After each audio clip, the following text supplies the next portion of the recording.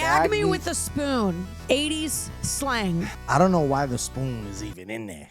I love that you talk like you're dropping a hot verse all the Girl, time. I'm in the kitchen right now. I got the spoon. I got the spatula. I'm like, yo, what we need this spoon for? Gag me with it. Wait, what? Are you a sex doctor? You have an answer for everything. Trap them and keep them. Trap them and keep them. Yep. Trap them and keep them. Trap them and keep them. Like the eye contact mid job. Trapper keeper. That's a classic That's 80s, a classic. 90s. That's a 80s, 90s trapper keeper technique right there. Wait, are people not making eye contact during jobs? Nah, that's old Have I school been out of the already. game too long? Focus on the money right now when the kids could come later. See them outside and we hit them with the vapors. Me and Brittany on the couch with a slouch. You already know she wanted in it.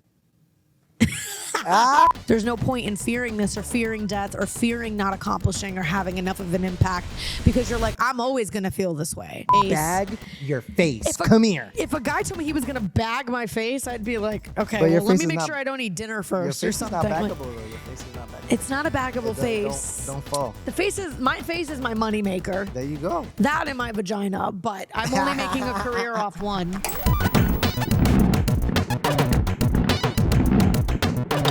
Size though, because this would definitely give me a yeast infection. I hate going to the gym and I can't stand being set up. It feels like I just had a one night stand and I'm like, where's his bed sheet? Okay, we're here with Too Nice, Brittany Brave, Big Yikes.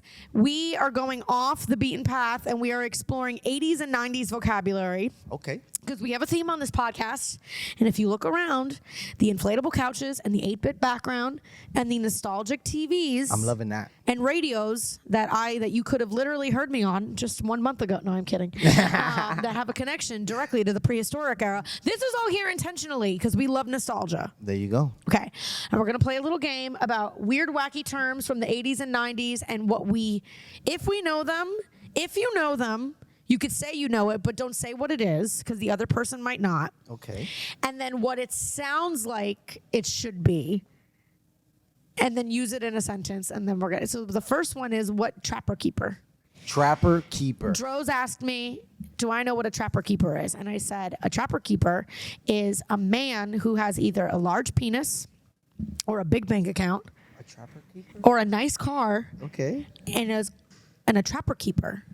That's how he traps or keeps her.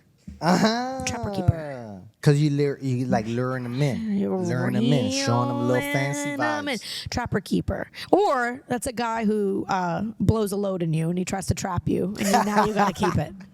Either way. There, we could say the same thing about women when they put that thing on you. You know what I'm saying? She's a trapper keeper. Because when she put that wet on you, that's it. She's about to, you feel me? When she grab it like that with two hands, she's like, oh, she's a trapper keeper. Oh, she's about to hit me with the trapper keeper. Oh, shit. She done hit me with the trapper keeper. Baby, that pussy's a nice trapper keeper. Yeah. Baby, lay down. You had a long day. I'm going to get you with the trapper keeper. I'm like, whoa. Baby, what? But so we're on the same page about this. A trapper keeper. Yeah, we freaks. To us in 2024 is anything you do to try to trap 'em keeper. Trap 'em and keep 'em. Trap 'em and keep 'em. Yep. Trap 'em and keep 'em. Trap 'em and keep 'em. Right. Like the eye contact mid blowjob. Trapper keeper. That's a classic That's a 80s, classic. 90s. That's a 80s, 90s trapper keeper technique right there. Yeah. Yep. Wait, are people not making eye contact during blowjobs? Nah, that's old Have I school been out of the already. game too long? Nah, but we're reminiscing on the 80s and 90s. Okay. We haven't gotten to the today's. That is true. Some of the Yeah, we sexier, sound like radio some of the stations. sexier 80s, movies in the 80s and 90s, they were always like, Yeah, they're just looking. look Hola, like home. Maria. They look like Tim from Home Improvement over the fence. Okay, that's a trap. So we agree that trapper keeper is Somebody that's going to trap them and keep them. trap them and keep them. And women and guys are alike. You know what I'm saying? We out here trapping and we keeping them. That is true. I also said another term could be a plan B is to prevent the pregnancy, but what about a pill if you definitely want to get pregnant? Trying to trap them and keep them. Trap them and keep them. Trap them and keep them. Trap That's 'em, keep 'em. them basketball wives. That's how they got it. They got that trap them, keep them mentality. They do. Trap them and keep them. That's what I named. Now, what is a trapper keeper actually, Droz? How the papers in the Papers folders. and folders, a trapper keeper. So that's how you trapper keep. That's how you trapped and kept your schoolwork and your homework. Yeah, you trapped it in the binder. The vibes, boom. And you keep. It's a binder with a lock on it. Da- Oh, wait a minute. Wait a minute. Are you gonna search like the underwears that had the lock on it? That was a first That's called initial trapper keeper.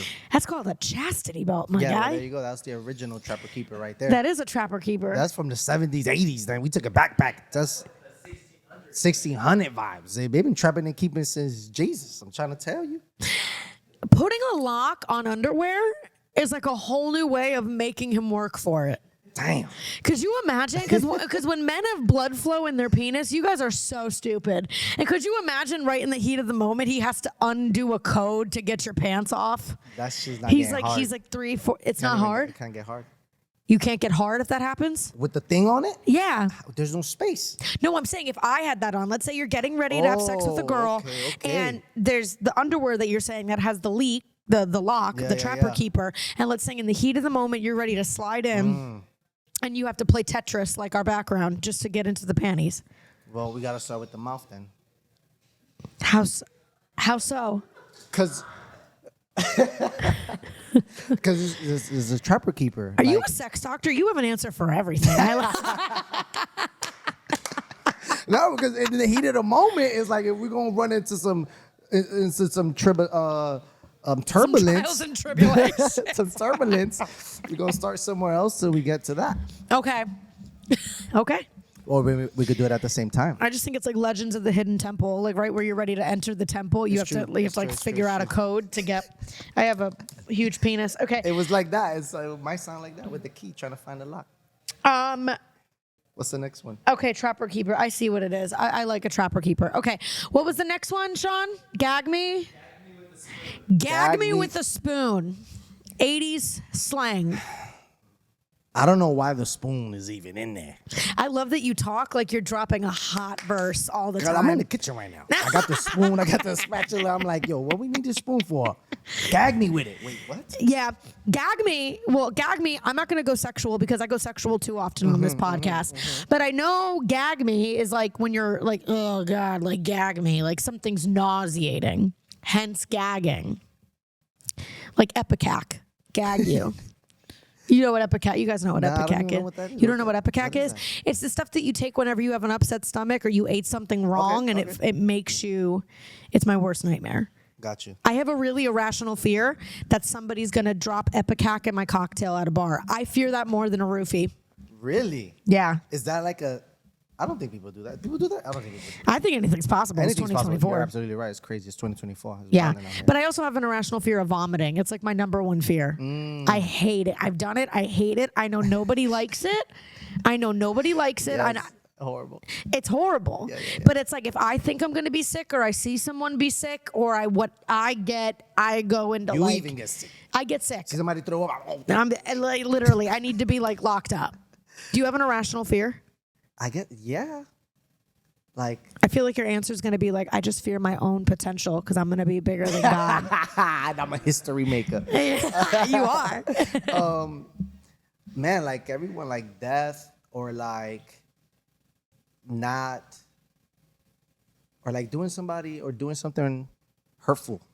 I feel like that's fearful. You know what I'm saying? Not wanting to put somebody in that position type of scenario. Mm-hmm.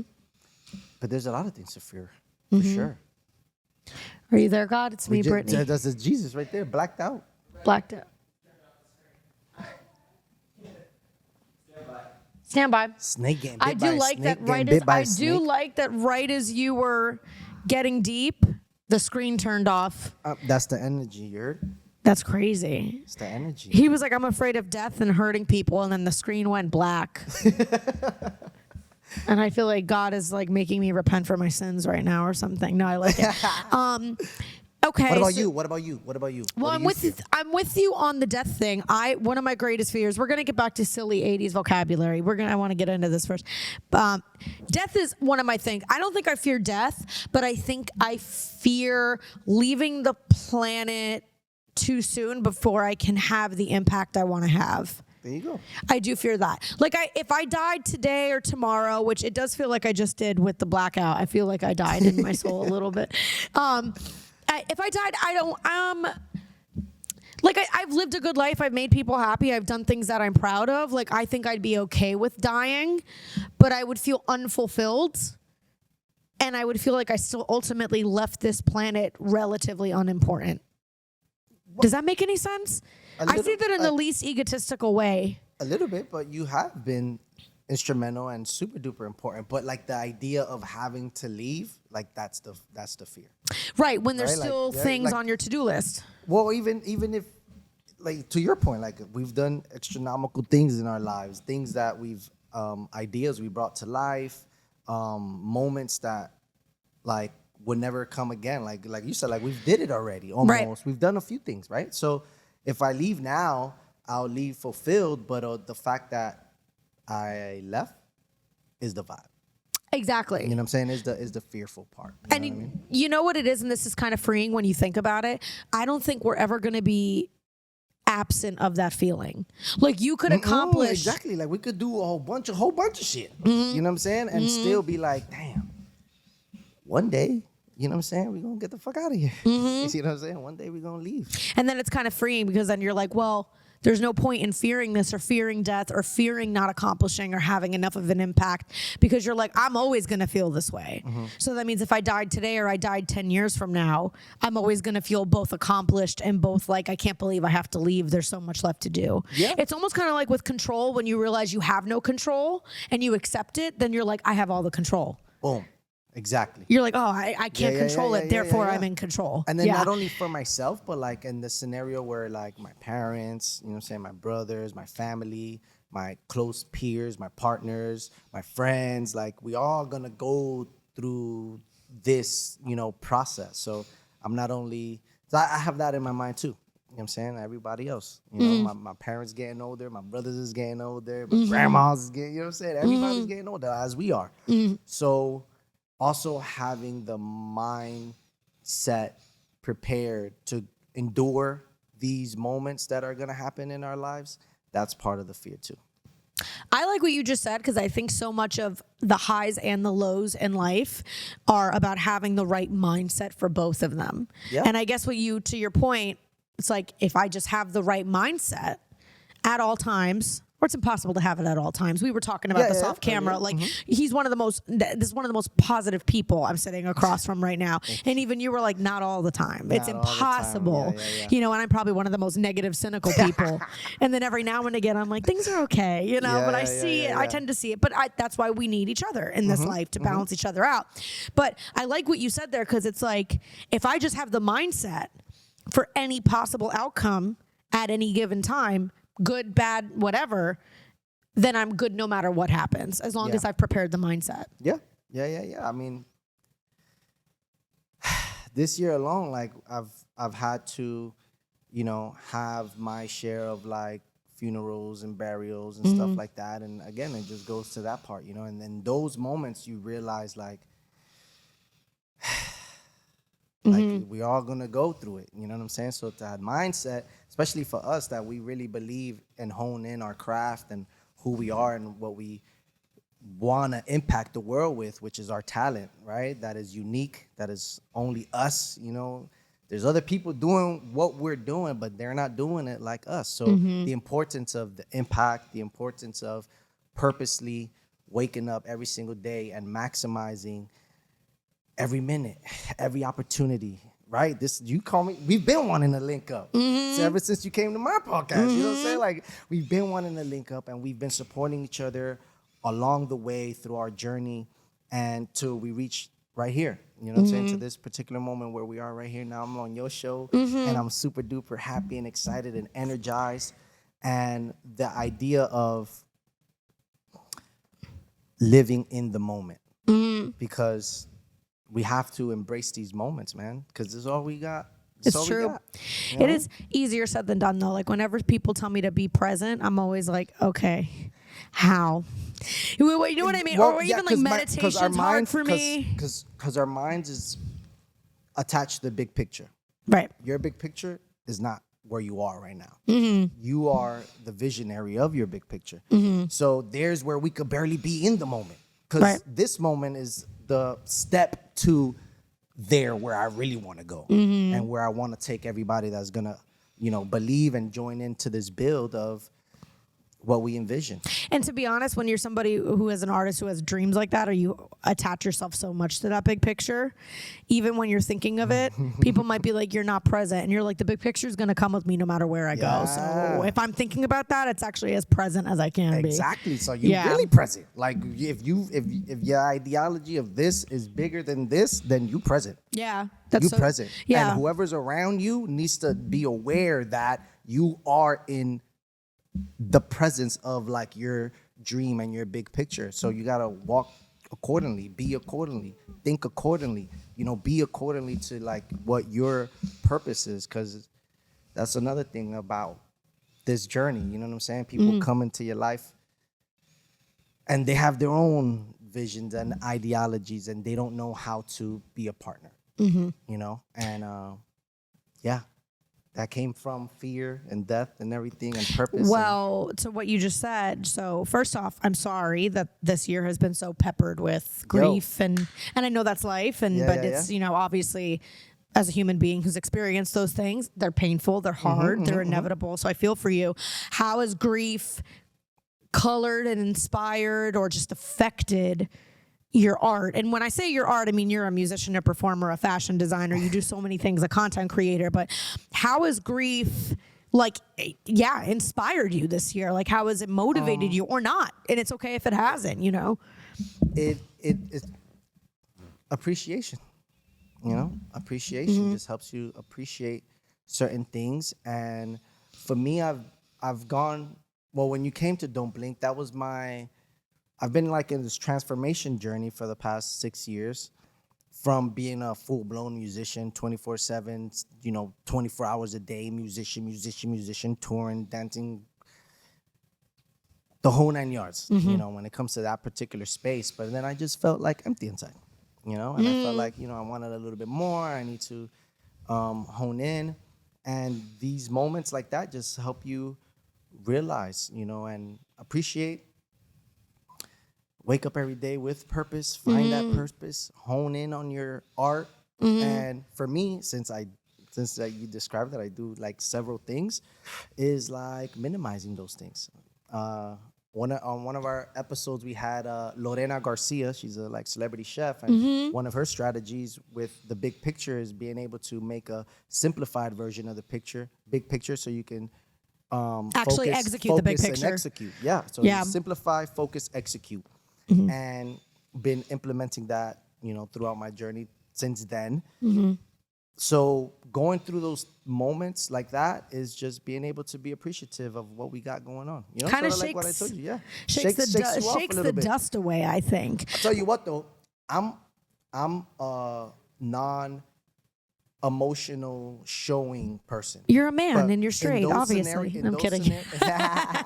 But I've been able to be more open to that. So even this show and the ideology of what it is, I can relate to that. You know what I'm saying? So I've been in part of my growth journey is being more communicative. Instead of holding it all in and crying and letting it out and fucking yelling and screaming, and finding my therapist as I'm a therapist to everyone that's able to get that energy from me. So that's how I've been able to make it happen. And just that acceptance of where you're at emotionally too, because I feel like a lot of that resistance and tension comes whenever you're trying to fight whatever it is you're feeling. Yeah. Like being sad is being sad. It's not everyone's favorite emotion, or maybe it is. Honestly, I've come to embrace sadness, but sometimes it's not the sadness that sucks. It's the fact that the second you feel sad, we all feel so conditioned to snap out of it. Come on, cheer up. You're alive. You're this. And I'm not shitting on positivity, believe it or not. I'm not. I know I'm the most cynical, manic little bitch on the planet, but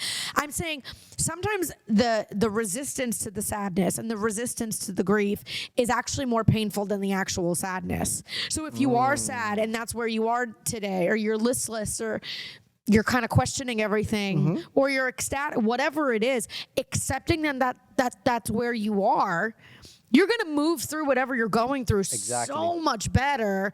You know what I mean? Like sometimes I felt like... It goes to what you were saying earlier, like the acceptance. Yeah.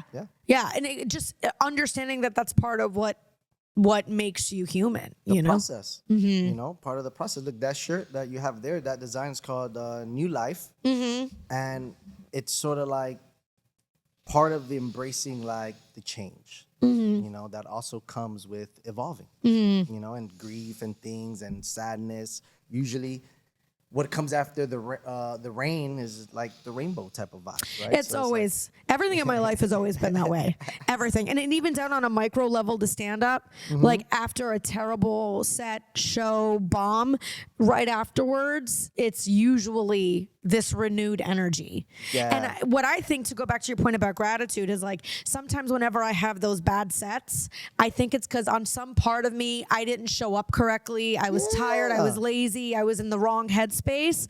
And I needed that bad set to snap me out and remind me that like, I'm really grateful and blessed that I get to get on stage. I get another shot at getting on stage today, kind of thing. But I mean, my entire life, it's been, if you notice, and I think this is for everybody's life, that door that closed, another one opened right after. God, that door that opened, and sometimes you have to take a step back to see that, but I think that goes for everybody all the time. That's sort of like how I feel about my musical career and when I first started. Right now, at this point in my life, like looking back in hindsight type of scenario, I'm like, shit, that was a thing. I can't believe I did that. Look at that. I traveled here. I traveled there. In front of 10 people, in front of 10,000 people, like in front of my idols, like, and even if being able to be here and like have that hindsight to be able to appreciate those things and like take the lessons out of those, like that's also like a vibe.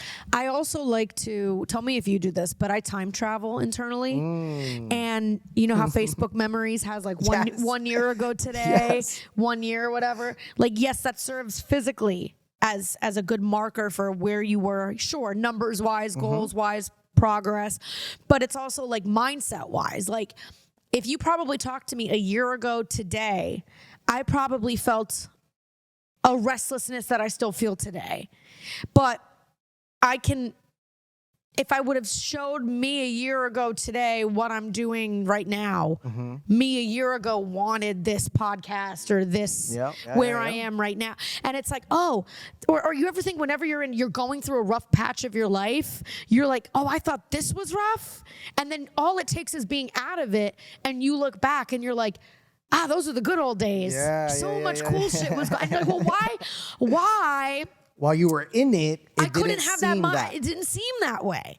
I saw it so negatively. And all it takes is a little bit of distance and being out of it to being like, I was fucking killing it this time last year. Well, but if you would have checked in with me, I probably would have complained to you about 3 different things and been like, oh, this didn't go well. Which there's goes the perspective. Right? The perspective. And then when you win it, it's hard to identify these things because you win it, and even though that your daily routine is the reason why you're going to reach the outcome, but while you're in it, the days that go without having a phone call, the days that go without something, a booking or anything or a relationship or this or that, like while you're in it, you're like, I'm at the station, what the fuck? Like while you're in it, we're like, not identifying that this is the part of the process, and if you maximize this particular moment, opportunity, or whatever, like, be cool. It's hard though. I get in my head. No, we get deviated from our purpose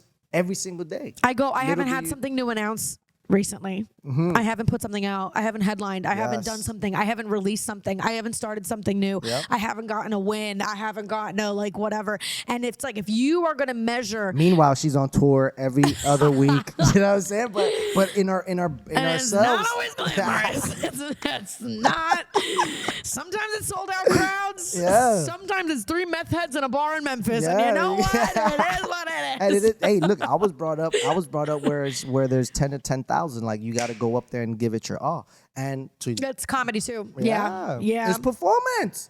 It's performance, because whether those 10 people or 3 people, we don't know who they are, but ultimately, like, your goal is to just entertain them. You know what I'm saying? And if this is how you're doing it, whether stand up, whether it's with music, go out there, do what you love what you do, and then learn from whatever it is. You know what I'm saying? And I think that's a vibe right there too. And sometimes something doesn't even come out of every show or every opportunity. Or when we think of like, oh, there's something that comes out of everything, you immediately think of that being a booking or a gig or an agent or something flashy. But sometimes the thing that comes out of your next time on stage is you got another rep on stage and you're a better comedian than what you were before that 10 minutes or something. There's where performing comes into the play. So I feel like, okay, like, have you ever had a time?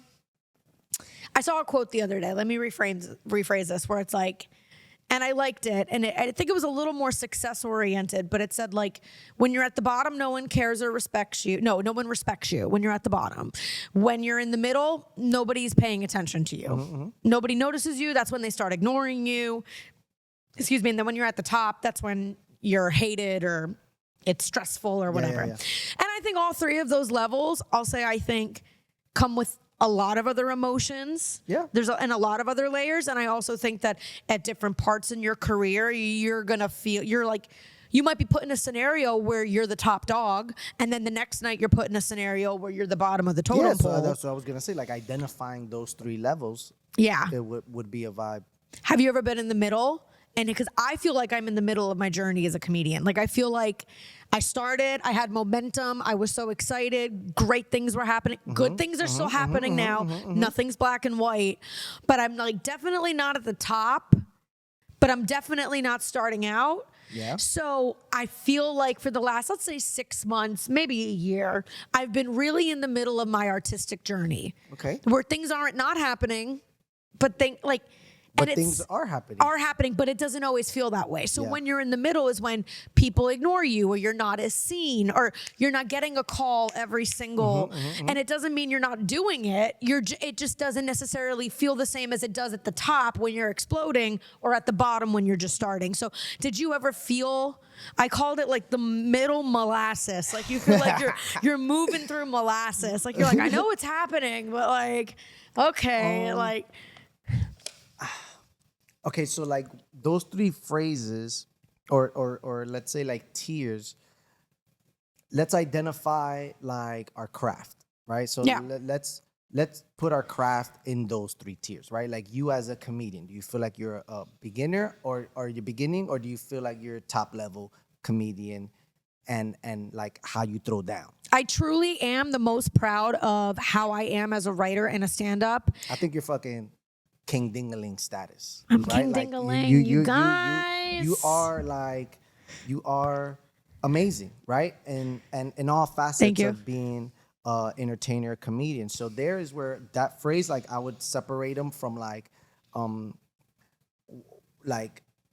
the business side of it and then the artistic side of it. So the artistic side of it, like you're top tier of comedians in the state, and then from the business side of it, like then there is where maybe I'm not tier where I'm over here doing Why this am and I this not and that. getting this? Oh, someone said no to me. But I'm over here. But even in that aspect, like there's levels to that. So you could be top tier already on a level of where you at amongst every, you know? I work at it, and that's why I feel comfortable saying it. Like, I think ego is earned. I say that all the time. I think it's healthy to have an ego, and I think that if you put the work in and you write and you edit and you critique and you're always at it, you're allowed to say, like, I'm the shit. You're allowed to have confidence in your craft, and you accepting that you are good because you put in the time.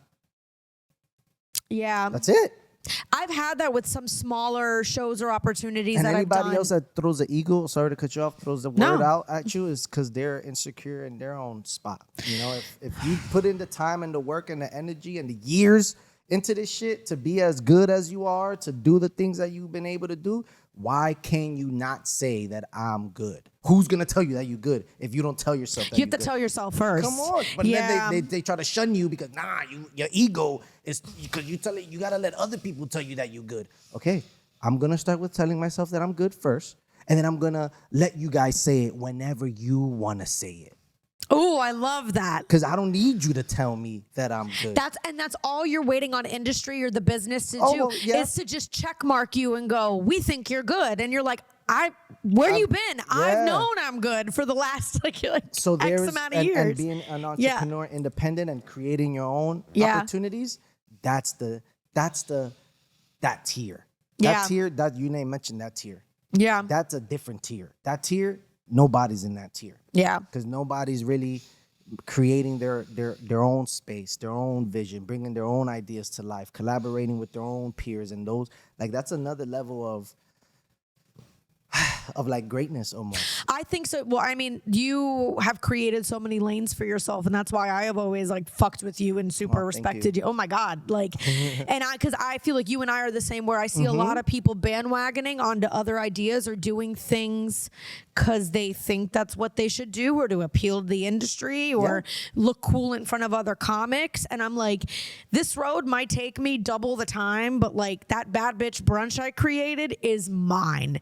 That's mine. What I'm saying. And it's and like you could take that anywhere. or that fashion line is like that's yours. Like it's like, and it's, I just think when you're in your own lane, nobody can kick you out of it but you. Exactly. Yeah. And then you bring people to the table that respect that. Well, you mentioned like the respect earlier, and like in the game, like as long as you respect yourself, you believe in yourself, you are like accepted, like you accept yourself. That's the first step to being able to just own your uniqueness. So interesting, because it's like talking about business versus artistic, and like top, middle, and bottom. I war right there. I love. So it's just like I've had to parent and coach myself through this when I get frustrated from, like, we all want certain industry things or validations or credits or whatever. And I've had to remind myself, like, for what it's worth, on the artistic side, I am like the happiest and most proud I've been of where my stand-up's at. And it's like showing, and sometimes that's like what that's what builds my confidence. Whenever I feel low, I go out and get on stage again. And I try to turn the insecurity into productivity. So if I'm feeling iffy about whatever, I'm like, go get another rep and go get in front of people. Remember why you're good at this. Remember why you do this or whatever. And it doesn't matter if something comes from it or doesn't. But like, what to you is like, I have so many questions. What to you is like the definition of like a hack? Like in comedy, being a hack is death. Being a hack, like, everybody does that joke and you know it, or stealing jokes, and lately I feel like I'm surrounded by them, and it's driving me crazy because I'm like, you're so inauthentic, you're so fake, you want this for the different reasons. But so like, what in your industries, or to you, because you do so many things, is like, what to you is a hack? That, like, I mean, a move you'd never do. Like in music, like anything. People bring in songs from the past and like just reusing them. That's like a hack, right? So it's like, if in the comedian space, if they're using somebody else's joke or revamping, somebody else's joke. Or like, open your ears and eyes. So many people say something like that already on stage. Like, just try to, sorry to cut you off. So with the music, it's sort of like that.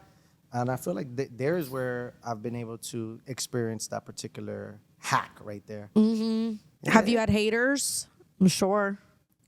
Everybody got haters. As long as you're doing something and you're, you're moving and shaking. That's like cliche-ish to say, but like, as long as you're moving and shaking and doing something, like, people are going to say something. I want to know who said that. As long as you have haters, you're doing. I want to know who originally said that.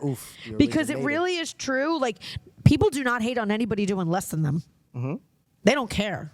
People don't hate on anybody less pretty than them, less funny than them, less like they're not on your radar. So if they're or just people that have a different mindset and perspective, right? Like, they're not out there doing that, That's like the industry right now. Like, people, these millionaires battling and rapping against each other. Like, yo, you guys are rich.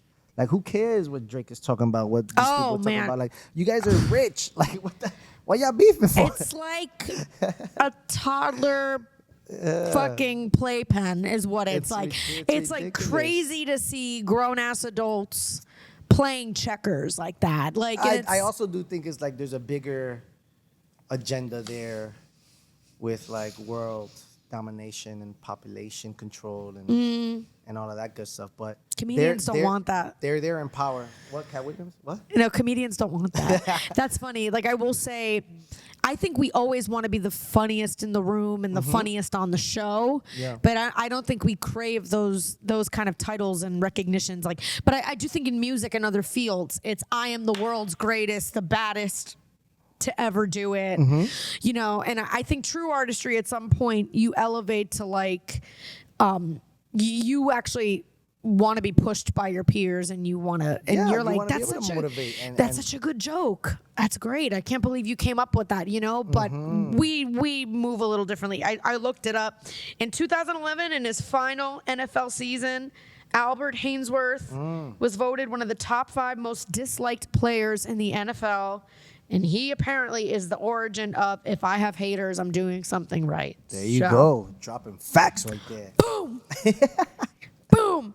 I remembered when I came down from New York, I was opening for, I probably won't mention his name, not that it's bad, but he's a pretty big comedian. Yeah. And I knew him briefly in New York, and then I got to open for him down here.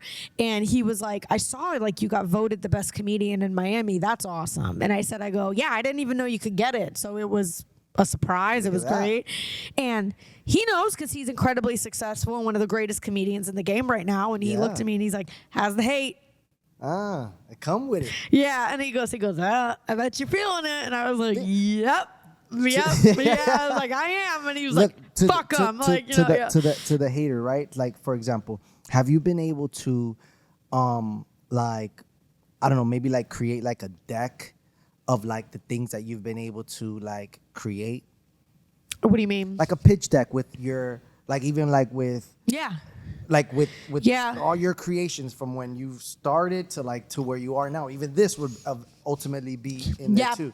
Like there's where the vibes is. You know what I'm saying? Like your resume has creations. Yeah. You know what I'm saying? Where it's like, there's where I was just identifying you and putting you in like in a different, you know, level tier type of scenario because you have created new things for yourself. Yeah. You know what I'm saying? Different lanes that now your stage in your brunch also fits for any other comedian that you want to give an opportunity to. Yeah, it's that to me is it's also about like quite literally looking behind you or like looking in front of you, and it's like you could look behind you and try to eavesdrop on the conversations people are having about you, or you could just look forward and make going, new shit. That's keep going because your ideas is flowing. Yeah, and your energy to bring them to life is being blessed. You know what I'm saying? So like you just got to keep going. Them haters.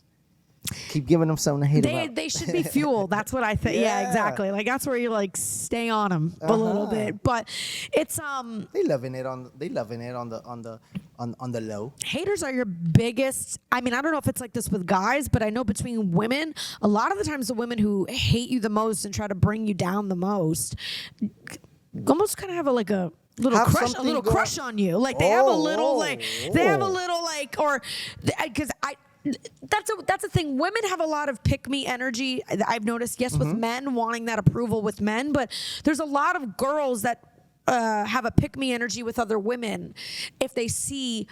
And I don't think they take a second, and we're all guilty of it. I'm sure I'm guilty of it too. I didn't take a second to see that this is somebody that I admired and could have learned from. I just wanted to be their friend so badly or wanted to be liked by them so badly. And then when you're not immediately in their inner circle, you get pushed to. I've had girls be like, well, I wanted to be her friend and she wasn't immediately myself. Fuck her. And I'm like, okay, hang on. Like, you know, or it's like, you know, I just think those are people operating at different frequencies. Expectations and like insecurities. Yeah. You know, what you expected for me to like jump and like, right there in that moment, maybe that wasn't it. Yeah. But embrace the fact that we are in the vibe that ultimately he's gonna align us. Right. You know, if you stay PVO. But if positive vibes only, but if you do that, react out of that, like that's your maybe like I take it as like jumping into like, oh my God, fuck her. Right. But damn. Right. You didn't give it time. Also, You're not looking at yourself enough if you're doing that. But anyway, it's like, your PVO is next level. Yay. Yeah, I said when you came to set, you were like, how you doing? I said something I had, how are you? And literally you go, I'm just grateful to have another day. Yeah. And grateful to wake up and live. And I was like, you're the fourth person to tell my negative ass that in 1 month. In 1 month, and I'm like, what are all of you smoking? What strain is it? Damn, you did say that. Yeah, Nothing and I was like, I know you're right. I know you're right. But let me just sit in this right now. But you know, but you're killing it, B. You killing it, man. You're killing it. I wish I felt that for myself, because sometimes I think I don't sit in the wins enough, and I feel that after I get off stage sometimes. Sometimes I black out after I crush on stage, and I don't even receive the compliments or what it is, and I don't know, but I've been working on that to try to you have to feel everything you're actually doing. You have to feel everything you're actually doing, B. You said it right there. You have to feel. And then there's where in my journey, like sensing certain things has been my upside in like believing in myself the most. What do you mean by sensing what kind of things? That, like embracing every moment, right? So it's like in identifying like what you're actually doing, you're not just waking up and going to sleep every day. You know, there's days that you do 6, 7, 8, 9, 10, 12 fucking things, which is why at the end of the week, you've advanced more than any other person in your field doing what they're doing because you outworking them. But you can't go without identifying that. You know what I'm saying? You can't go without identifying that, you're crushing it.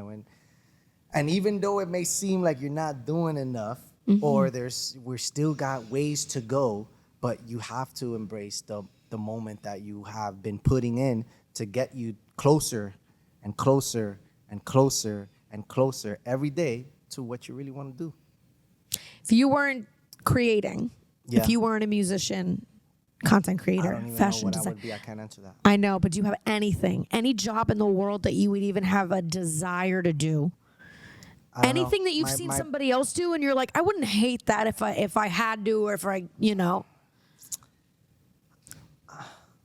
As an artist, like an artist, musician is musician. Artist encompasses everything. That's what I have identified that word. So I feel like I can do anything I put my mind into.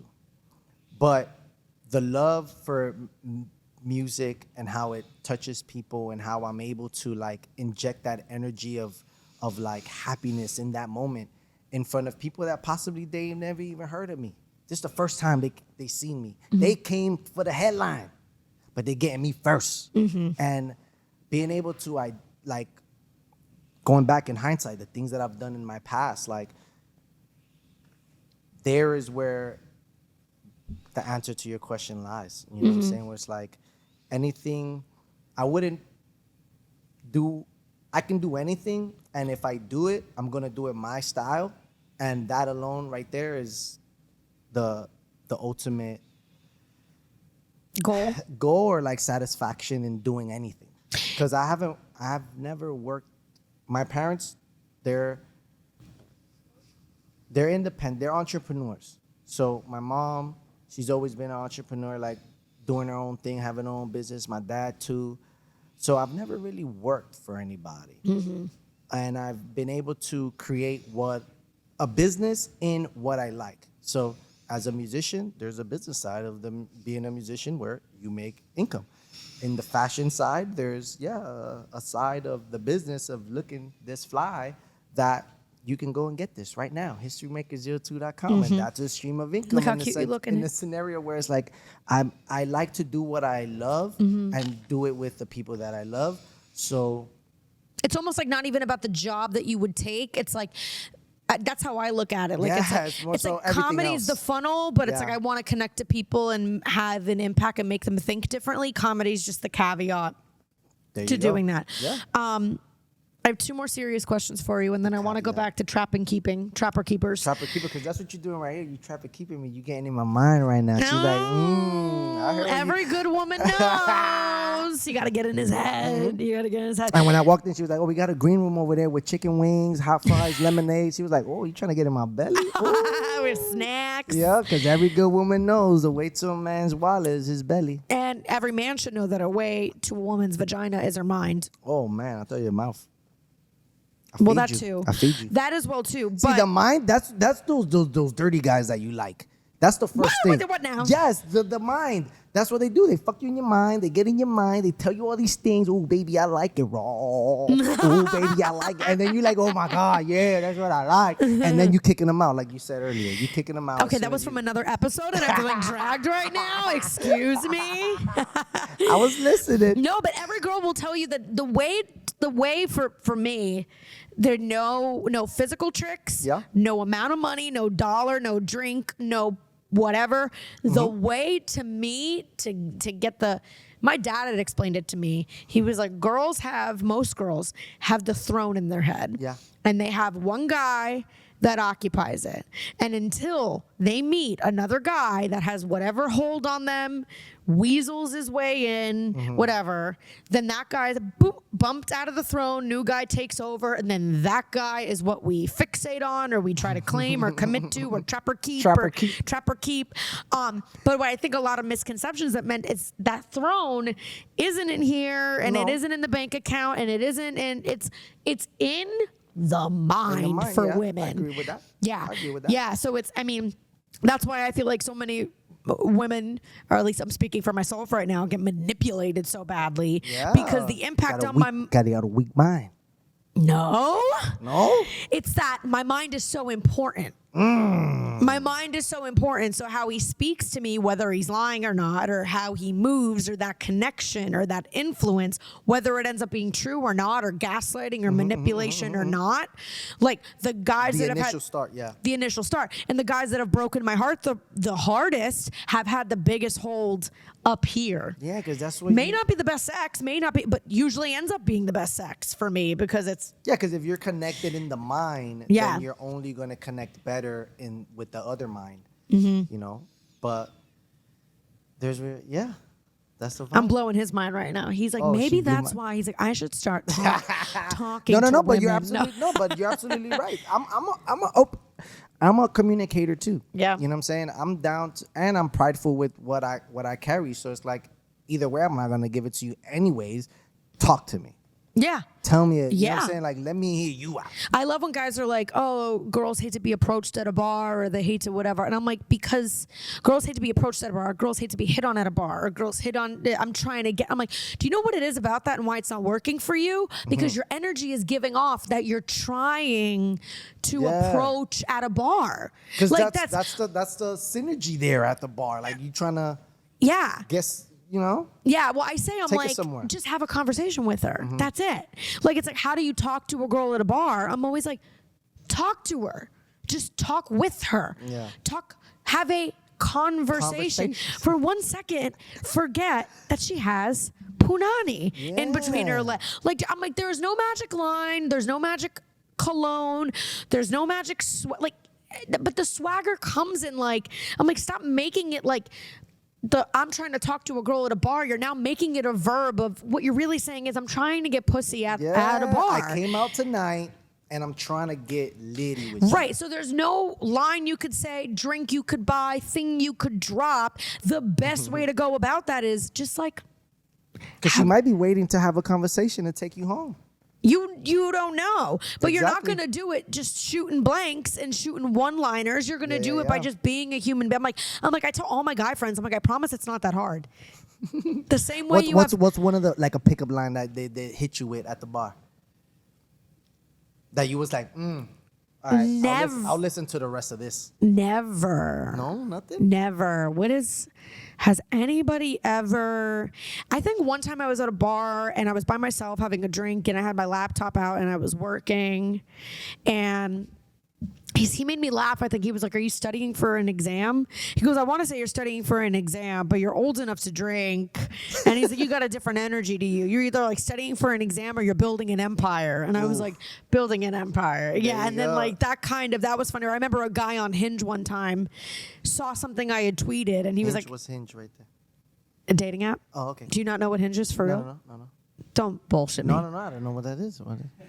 What happened? I Hinge is a dating app. Okay.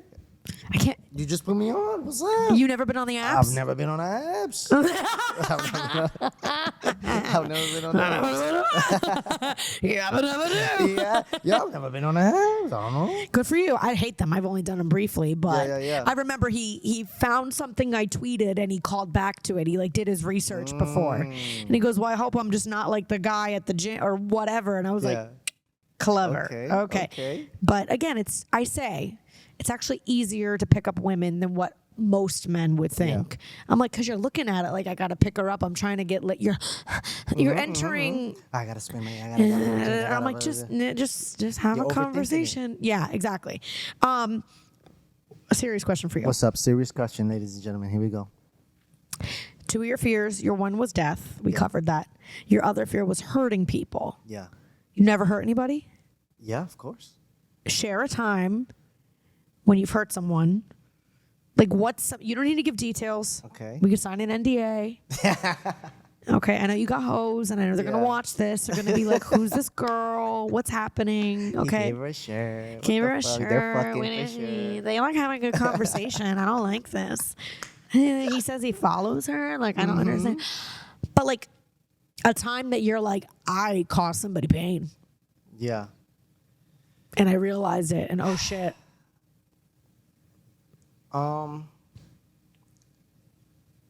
To your point of how you described like even like relationships, you know, during relationships and the departures of the vibes could have caused some sort of type of hurt, you know, in that scenario. There's that one. Meaning like you didn't like how you exited a relationship? Or like emotionally, like hurting people emotionally. Like then there's like the physical part, right? Like through life and journey, you know, having to, you know, do things, whether it is like defend yourself, like it's just out of defense type of thing, you know? And it's not like you know, we've had to go through certain things in that aspect. Then there's like mainly like just that emotionally, physically, and how else have I possibly have hurt? I'm looking for specifics, but you don't want to give them. That's okay. Because broadly could be a vibe because people can relate to it that way, you know? That's true. Being specific, you guys don't really know me like that. You know what That's I'm saying? true. You know what I mean? So That's we true. don't really So have you're to. saying maybe you could have maybe been more... manage certain situations better, right? Like Yeah. manage my anger better, manage my thought process on certain situations better, where maybe I said something that hurt somebody's feelings, or maybe like just being so in like a vibe where certain things may come out insensitively type of vibe, right? Yeah, so it's not like, choosing your words. yeah, so it's like yeah. it's nothing crazy. Like we all go through it. We all nobody's perfect. No. Pero there's how I've, you know, hurt people in the past, and I am aware of being able to like just learn those lessons and develop better ways of doing that. Yeah. Or minimizing. Pretty nasty with my words sometimes. That's where I could be. I mean, I could take a bitch in a fight as well too. Yeah, but because there's where at the physical part, because there's times that we've hurt people where we had to do what we had to do. It's not like I really wanted to. sure, You know and what you're I'm actually saying? Or like, saving them in that moment. But yeah. yeah. I could be. Well, I think that's also the crux of being an artist and a writer as well too, and a comedian and certain. You know, it's like I've definitely learned in the last year the impact of words, and words can, you know, you can't just always take back certain things you say. You can't always take back the way you say things matter. Yeah. You know, you can't, and it's, you know, people are like, oh, you're such a savage and you roast people and it's so funny and you're so on it. And I love those things about me, but it's also like a flame that you have to keep an eye on sometimes. Man. And not everybody else. Yeah, because you could say something at a certain moment and that person takes it back and it's like, you don't know what they're going through, or what. You know That what I'm as saying? well Like, too. And now you feel like a dick. At times, like in ours, well, maybe like in your space where it's like you see them there. Let's say you roast somebody. It's not like you're gonna see them again, you know. But they could take that moment, take it with them, and be like, damn. Fuck, Yeah. man, why'd she say that about me? Yeah.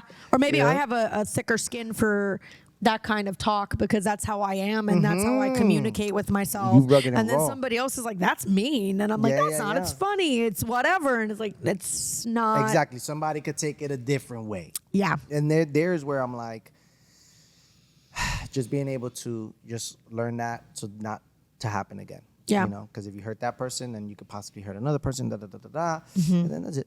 And that's how you break the pattern. And that's all we can do at that point, you know? All you can do is do better the next time with anything that you do. bro. So don't cross me. No, I'm just kidding. Yeah, that's what I usually say. I'm like, so next time don't piss me off so I Yeah, have to don't piss rip me your off. fucking I'll head have off. to be like, I don't How know. about that? Stop playing with me, bitch. No, okay. It's Hey. Some of those people deserved it. There you go. Sometimes They did. it's needed in the moment. Pero Yes. it is what it is. It is what it is. has Hey, an but you have effect. to accept, even though it's needed and you're making a choice to say it that way or say it, you too also have to be like, well, I have to accept that choice. That Exactly. come what Accountability. may from me. Accountability. Yeah. Right? If that person don't ever want to see you again, if that person don't ever da-da-da, or if That person wants to gag you with a spoon. you accept it if you want. You know what I'm saying? You accept it if you want. The spoon is the sexiest of all the utensils. Anywho, Sean, do you have more 80s and 90s? This is Oh, yeah, amazing. let's We go. could go on forever, but I want to do the game. Yes, come I on. want to unpack more 80s, 90s lingo and see What we got right there. if we know what we're saying. Wait a minute. That's all one mall maggot?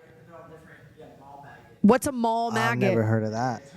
For a young person who frequently visits malls. Oh, B, that was me. Dadeland Mall, baby. That was me. Dolphin Mall? Dolphin Mall. Of No. course. It started with Malls Americas. Yeah. Malls Americas, I'm a flagler. You know what I'm saying? When I moved down here from New York, that was the closest mall to my best friend's house. And we would literally walk there. And it was what? Mall maggot? Mall maggot. I was a mall maggot. Yeah, well, we all were because I feel like all teenagers are Right? mall There's maggots. nothing else to do. There's nothing else to do. It gets you out of the house if you don't want to necessarily be outside. And then all Teenagers your just friends get are there. dumped at the mall. Yeah. Literally and emotionally. Literally. Yeah, or a mall maggot. Mall maggot's Yeah, funny. I mean, it just evolves from like go to Dave and Buster's with your friends to like shopping or whatever, getting some perfume, some thongs, some lingerie for you. I remember I used to like, You I used to liked wear lingerie? Dadeland and yeah. I'm 33, no lingerie. You have to be special for lingerie. Oh, Anyways. shit, you see that? Yeah, see? See that? You can't just wear it every day. What's the next one? Next the one. All right. How about let's see, cocooning? Cocooning. Ooh. Wait, let me see. Wait, cocooning. Cocooning is when you stay in bed all day. You're cocooning. Lazy, eating shit. You're Eating cocooning. shit. You hibernating. Spending leisure time at home in seclusion. There you go. Okay, that's also called depression. Cocooning is depression. What about what's Cocooning. Cocooning. What's up? Let's go cocooning. A dink. I just learned what this is. Double income, no kids. A dink. Whoa. Yeah. That's the dream. Double income, no kids. Double income, no kids. It's how we identify. But what about if it's more than double? It was more than two. A tink, a triple income, no kids. A There you quink, go. a quadruple income, no kids. So which one would you consider yourself? Right now, I guess I am a double income, no kids. Okay. Or I'm an artist, so I'm a fink, a fluctuating income, no kids. Fluctuating income. Let's go. I'm a fink, a fluctuating income, no kids, but wants kids one day. I'm a fink bod. I'm a think. I'm a fink bod. Just not right now. Just not right now, yo. Yeah, what about you?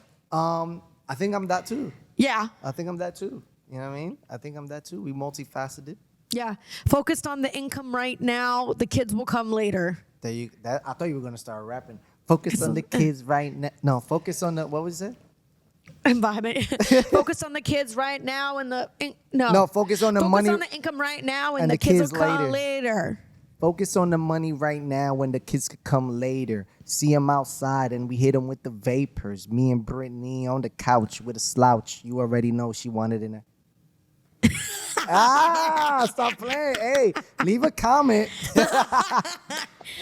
We're going to drop a mixtape and it's going to be called The Trapper and the Keeper. Yes. Yes. Yo, you heard it here first.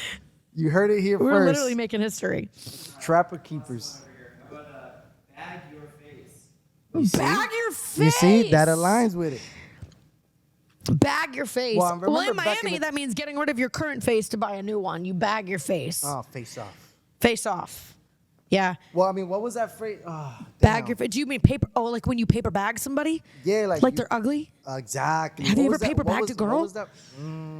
No, but we'll pick a position. Where you don't have to so look you at don't it. See it, yeah. Yeah. Well, I've done that. I do doggy to sound like I don't want to see him. I don't want to see him. Just hit it. Yeah, exactly.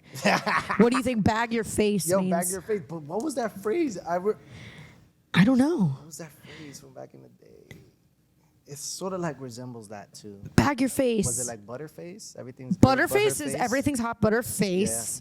Bag your face feels like That, like what we said, you put a bag over them. or it sounds like you're gonna embarrass somebody. Like you could be like, I'm gonna bag your face. I'm gonna make you look bad. I'm gonna bag your face. Yeah. No? Yeah? What do you think? You said. It's an insult implying somebody's unattractive and should cover their face. Oh, Yeah. so it's paper bagging. Yeah, I'm gonna paper bag you.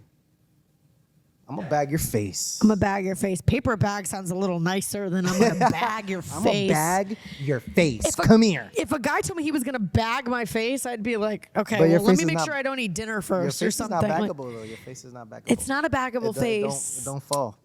My face is my moneymaker. There you go. That and my vagina, but I'm only making a career off one. So, where can people follow you? Plug it all.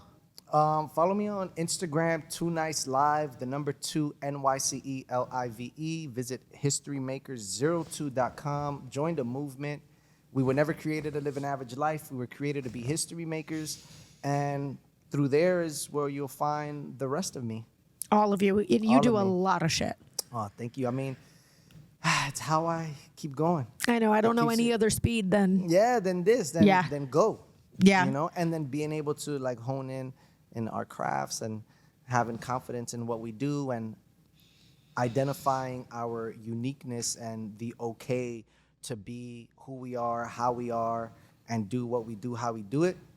It's the main ultimate sign of success because everything else will come after that. You're going to be a motivational speaker in your later life. That's going to be one of your ventures down the line. Come on, give it to me right now. I'm giving it to you right now. You are. You're doing it You know, already, is right what now, I'm I feel saying. like History Makers has been that for me this year is going to be our 10-year anniversary. And like Feliz cumpleaños. Yeah, thank you. Our ideology and the message that behind our brand, it has helped me as a musician continue to have that mindset, continue to believe in myself, and hone my uniqueness. Or making history. We're making history, baby. When you bag your wife tonight, when you bag her face tonight, it's not just an average night with your wife. You're making history. Yeah. You see? So get your History Maker snapback or T-shirt or hoodie or socks and bagger. Trapper keeper. Trapper keeper. If you bag her face or you gag her with a spoon, you're not going to trap her keeper. Oh, I thought those are the qualities of a trapper keeper. That is true. Depends what you're into, I guess. There you go.